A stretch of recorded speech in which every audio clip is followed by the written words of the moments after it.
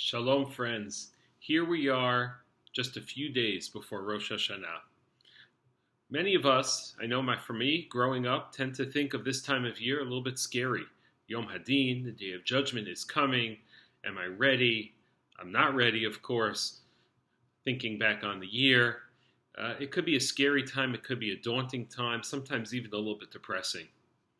However, I want to challenge us to think about this time of year, and really thinking about myself as well, as really an opportunity for a fresh start. Rosh Hashanah, a new year, a chance for a fresh start. We just started the school year.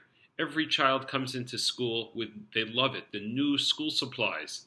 What do they love what's so exciting about the new school supplies?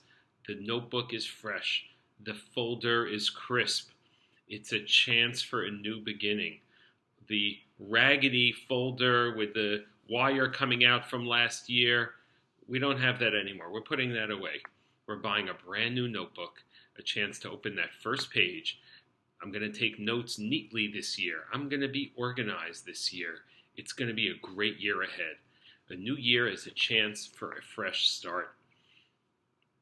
It's a chance for us, instead of allowing ourselves to react to others, it's a chance to become a subject in our own lives, a chance for us to define, how do I want to live? What are my priorities going to be in the coming year ahead? In fact, this is really one of the biggest messages of the concept, the Jewish concept of tshuva, one of the most incredible concepts in all of Judaism, is that we are not defined by what we've done in the past. There is a chance for change. It's not fatalistic, it's not deterministic. We can change. Hashem gives us the ability to change. We each are able to do it.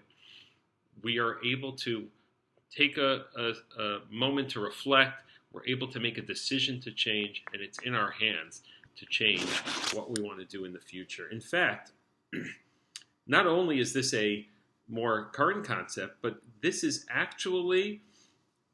idea dates back to the very beginning of our peoplehood.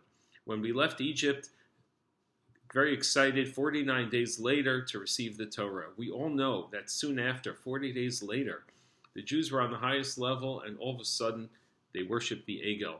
They fell to the deepest level. They betrayed Hashem. They betrayed that whole relationship to the point where Hashem wanted to destroy the Jewish people and make a new nation out of Moshe. Moshe goes up to the mountain, davens for 40 days, and Hashem grants a stay on this idea, on this decree to destroy the Jewish people.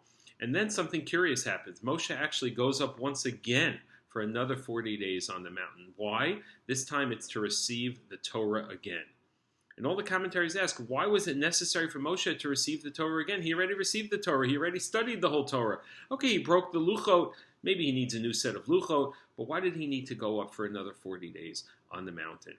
And the commentaries explain that after the middle 40 days, Hashem just agreed not to destroy the people.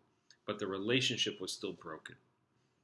Moshe had to go up for the second 40 days, the third 40 days actually, to receive the second luchot to restore that relationship. Now the Chazal teach us that the second set of luchot were different than the first. The relationship wasn't the same. It could never be the same. So it wasn't exactly the same, but it was still a restoration of that relationship and forming a new level of that relationship going forward. And when did Moshe come down with the second luchot? When was this restored relationship complete? On Yom Kippur. That is where Yom Kippur gets its significance from. It is the day that Moshe came down with the new set of luchot, Salachti Kedvarecha, Hashem giving the message loud and clear to the Jewish people. Not only am I agreeing not to destroy you, but I'm actually forgiving you. And I want to join together in a close relationship again. That's why this is the time of year that is set aside for thousands of years already for us to do tshuva. Tshuva means to really restore our relationships, to restore first and foremost our relationship with Hashem. Hashem is here this time of year. Hashem is close to us this time of year. And Hashem is waiting for us to reach back out to Him and come closer and restore that relationship. And it's also a time, Ben Adam L'Chaverot, to restore our relationships with each other, with our family members, with our friends, with our community members. And of course, also, let's not forget our relationship with ourselves. After these past couple of years, it's very, very difficult times that we've been through. we need to turn over a new leaf. It's a perfect time for us to think about restoring these relationships. There's been fractures over the past couple of years. There's been relationships that have gone through a tumultuous time in our community and our families, with ourselves, perhaps going through difficult times, and perhaps even with Hashem. This new year gives us the opportunity to turn over a new leaf, to open a new notebook, a fresh page, and to decide by ourselves, what do we want this year to bring?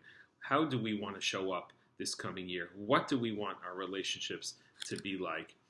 So it's my bracha to each of us that we take this opportunity to grow. It should be a year of growth, a year of connection, a year filled with smachot. And I wish each and every one of you and your families just a happy and healthy Shana Tova U'Mitukah, happy and healthy, sweet New Year.